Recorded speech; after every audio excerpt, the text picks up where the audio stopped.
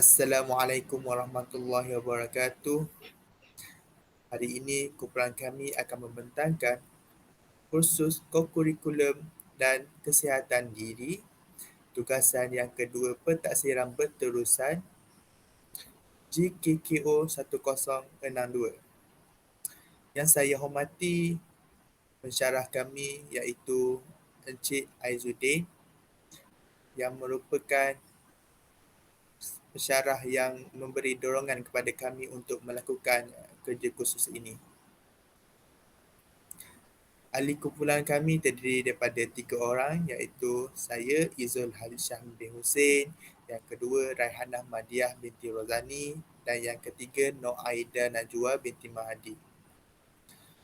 Sebelum kita pergi lebih jauh, pada mulanya saya akan membaca dahulu soalan tugasan. Cikgu Haikal merupakan seorang guru besar di SK Seri Permata.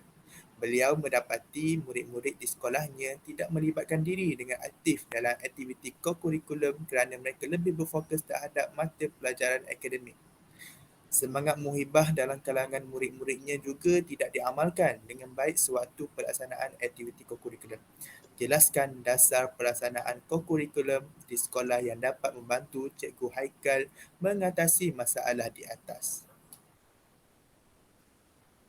Jadi berdasarkan soalan yang saya telah nyatakan tadi, di sini kami ada beberapa dasar utama yang kami akan cadangkan kepada Cikgu Haikal untuk mempergiatkan lagi untuk anak muridnya untuk join kokurikulum di sekolah. Jadi saya akan rungkaikan dasar utama yang kedua iaitu bersesuaian dengan permasalahan Cikgu Haikal ialah pernyataan murid dalam kegiatan kokurikulum adalah wajib. Di sini bahawa setiap murid hendaklah mengambil bahagian sekurang-kurangnya dalam salah satu gerak kerja pakaian seragam iaitu seperti unit beruniform seperti pengakap, polis, TKRS, Puteri Islam dan sebagainya, dan satu kegiatan persatuan atau kelab dan satu kegiatan sukan atau permainan. Ini bersesuaian dengan yang telah termaktub dalam perkara 5.1 Surat Perkeliling Iktisas bilangan 1 1985. Satu kegiatan persatuan ini contohnya seperti kelab bahasa Melayu, persatuan jalan raya contohnya, dan kegiatan sukan ni pelbagai seperti sukan bola sepak, kelab pimpong yang murid-murid perlu menyertainya dan bergiat aktif bagi melahirkan pelajar yang mahir dalam akademik dan kokurikulum. Jadi yang kedua, sekolah mewujudkan peluang yang seluas-luasnya kepada murid menyertai kegiatan kokurikulum yang mereka minati. Jadi di sini kita dapat tahu bahawa murid-murid ini bebas untuk memilih apa yang mereka minat tanpa tiada paksaan, dan mereka hanya perlu untuk menyertai sahaja perkara yang sukan atau unit beruniform yang mereka minati. Pengetua atau guru besar telah diberikan kuasa untuk menubuhkan kelab atau persatuan di sekolah seperti dalam Peraturan 4 Peraturan Pendidikan dalam kurungan Persatuan Sekolah 1988 yang diterbitkan sebagai PU dalam kurungan A 196 Palang Pagar 98. Jadi di sini pengetua atau guru besar ini diberikan kuasa untuk mewujudkan kelab-kelab yang tidak terikat. Contohnya kalau di sekolah itu murid-muridnya minat kepada kelab pelacungan, jadi pengetua ini perlu mewujudkan kelab tersebut bagi memberi peluang kepada murid-murid untuk menonjolkan bakat dalam persatuan tersebut. Yang ketiga, tindakan disiplin terhadap murid boleh diambil apabila ketidakhadiran murid dalam kegiatan kokurikulum sedangkan telah mendaftarkan diri untuk menyertainya. Jadi, senario hari ini, murid-murid ini lebih meminati tapi mereka tidak memberi kerjasama untuk menyertai atau pergi ke majlis mesyuarat, perjumpaan kokurikulum. Contohnya, unit beruniform pengakap melakukan perjumpaan tetapi murid tersebut tidak menghadirinya walaupun sudah mendaftarkan diri. Jadi di sini boleh diambilkan tindakanlah kerana benda perkara ini sudah termaktub dalam undang-undang dan peraturan sekolah. Jadi di situ saya akan beralih kepada pembentang yang kedua iaitu Raihanah Mardiah. Okey. Baiklah, bagi cadangan penyelesaian yang kedua adalah kolaborasi, di mana sebagai seorang guru besar, Cikgu Haikal perlu berusaha untuk mengadakan kolaborasi dengan pihak luar seperti pertubuhan bukan kerajaan, NGO, badan sukan atau masyarakat setempat untuk menyediakan peluang-peluang kokurikulum yang lebih luas. Seterusnya, peluang-peluang yang diberikan haruslah terbuka kepada semua murid secara beramai-ramai tanpa mengira bangsa dan budaya. Dengan adanya peluang yang lebih luas, murid akan lebih tertarik untuk menyertai aktiviti-aktiviti kokurikulum yang diadakan oleh pihak sekolah. Di samping itu, kolaborasi ini akan memperkayakan lagi pengalaman kokurikulum murid-murid dan menggalakkan semangat muhibah melalui interaksi dengan pelajar dari latar belakang yang berbeza. Hal ini adalah bertepatan dengan dasar utama 5 pelaksanaan kokurikulum di sekolah. Kita beralih pada dasar utama 5. Kita lihat pada dasar utama 5 iaitu berdasarkan Surat Berkeliling Ikhtisas Bilangan 17 Palang 2000 bertarikh 16 November 2000, pelaksanaan kokurikulum di sekolah hendaklah berasaskan prinsip atau penyertaan beramai tanpa ada unsur diskriminasi atau paksaan, tetapi fokus kepada peningkatan perpaduan dan integrasi dalam kalangan murid. Kegiatan kokurikulum yang dilaksanakan di sekolah hendaklah bersifat merentas disiplin, bersatu padu dan tidak bersifat eksklusif.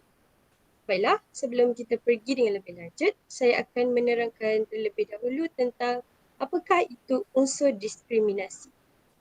Slide seterusnya. Saya pasti bahawa ada di kalangan kita yang masih tidak faham tentang unsur diskriminasi ini. Diskriminasi merujuk kepada pelayanan yang tidak adil terhadap individu tertentu di mana layanan ini dibuat berdasarkan kumpulan yang diwakilkan oleh individu. Diskriminasi ini boleh dibahagikan kepada beberapa jenis, iaitu diskriminasi umur, jantina, ras, kesihatan, agama dan juga kaum. Jadi, dalam konteks ini, kita akan lebih tertumpu kepada diskriminasi kaum. Umum sedia maklum bahawa di setiap sekolah pasti akan ada perbezaan kaum, iaitu kaum Melayu, India, Cina dan sebagainya. Oleh itu, seperti yang telah dinyatakan sebentar tadi, sesuatu peluang kokurikulum itu haruslah terbuka kepada semua murid tanpa mengira latar belakang kaum, agama dan budaya mereka. Hal ini dikatakan demikian kerana dalam merealisasikan kejayaan, kokurikulum para murid akan melibatkan diri secara aktif tanpa mengira bangsa, kaum dan juga agama. Walau apapun latar belakang mereka, mereka mestilah bekerjasama, hormat menghormati dan juga bertoleransi dalam segala perkara. Penyertaan murid secara kolektif dan bercampur gaul akan mewujudkan integrasi nasional yang natijahnya memberikan kesan positif kepada perpaduan rakyat Malaysia. Itu saja saya serahkan kepada pembentang ketiga. Terima kasih kepada saudari Rehana. Okey, cadangan penyesalan yang seterusnya ialah dasar utama 3. Penyertaan semua guru adalah wajib. Okey, penyertaan semua guru sebagai penjawat atau pengkhidmat awam dalam mengurus, menyelia dan mengelola kegiatan kurikulum di sekolah adalah wajib. Penyertaan semua guru adalah dikehendaki bagi memastikan keberkesanan pelaksanaan gerak kerja kurikulum di sekolah. Perkara ini 5.2 dalam surat perlindungan Istisas bilangan 1/1985. Seterusnya, cadangan penyelesaian. Salah satu dasar penting yang Cikgu Haikal ingin dikaitkan adalah dasar penyertaan semua guru adalah wajib. Beliau menyedari bahawa untuk mencapai perubahan yang signifikan, semua guru di sekolah perlu terlibat dalam mendorong dan menyokong keterlibatan murid-murid dalam aktiviti kurikulum. Cikgu Haikal juga perlu memahami bahawa para guru ni memainkan peranan penting dalam memotivasi, membimbing dan memberikan dorongan kepada murid-murid untuk melibatkan diri dalam kurikulum. Sekaligus dapat meningkatkan semangat muhibah dalam diri pelajar. Selain itu, Cikgu Haikal juga perlu melibatkan para guru lain di sekolah dalam merancang program kurikulum yang menarik dan relevan. Beliau perlu mengadakan mesyuarat, antaranya perlu mengadakan mesyuarat dan perbincangan dengan para guru untuk mengumpulkan idea dan pendapat mereka serta berkongsi strategi yang berkesan untuk meningkatkan keterlibatan murid-murid dalam kurikulum. Tambahan pula, kita perlu menjadikan bimbingan dan sokongan kepada rakan guru dalam merancang dan melaksanakan aktiviti kurikulum yang memberi manfaat kepada murid-murid. Tambahan pula, Cikgu Haikal boleh juga bekerjasama dengan pihak pengurusan sekolah untuk memastikan bahawa program kurikulum menjadi sebahagian daripada kurikulum sekolah. Beliau perlu memastikan bahawa masa dan sumber yang mencukupi diperuntukkan untuk aktiviti kurikulum dan bahawa semua guru menerima latihan dan bimbingan yang diperlukan untuk menyokong keterlibatan murid-murid dalam kurikulum. Dalam usahanya untuk meningkatkan semangat muhibah, Cikgu Haikal sebagai guru besar perlu mengatur aktiviti yang menggalakkan kerjasama dan pemahaman antara budaya. Beliau perlu memastikan bahawa dalam setiap aktiviti kurikulum, nilai-nilai muhibah seperti saling menghormati, tolerasi dan kerjasama dipromosikan dan diamalkan. Cikgu Haikal juga perlu bersama dengan lain dalam komuniti sekolah untuk mengadakan aktiviti perpaduan budaya seperti persembahan dan sebagainya lah. Melalui usaha kolaboratif dengan guru-guru lain dan sokongan daripada pihak pengurusan sekolah, Cikgu Haikal dapat mencipta persekitaran yang merangsang dan menyokong bagi murid supaya aktif dalam kurikulum dan mengamalkan semangat muhibah tersebut.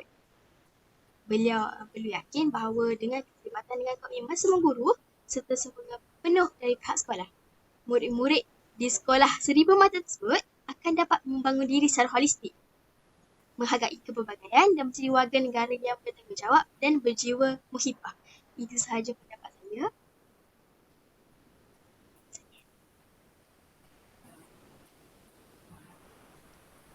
Seterusnya.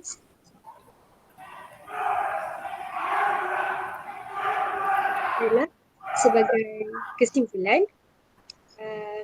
seorang pemimpin yang bertanggungjawab, Cikgu Haikal perlulah melaksanakan beberapa penyelesaian bagi memastikan semua murid menyertai aktiviti co-curriculum yang dijalankan. Hal ini dikatakan demikian kerana aktiviti co-curriculum adalah amat penting bagi memperkembangkan intelek, sosial, jasmani dan rohani murid secara optimal. Selain itu, aktiviti co-curriculum yang dijalankan juga bermatlamat untuk mengukuh dan memperkaya ilmu dan kemahiran yang dipelajari dalam bilik darjah serta memperluas pengalaman murid dalam bidang tertentu. Oleh itu, terbuktilah bahawa kegiatan co-curriculum ini perlu disertai oleh semua murid bagi melahirkan insan yang berguna pada masa depan. Jadi sampai di sini sahaja pembincangan kami pada hari ini.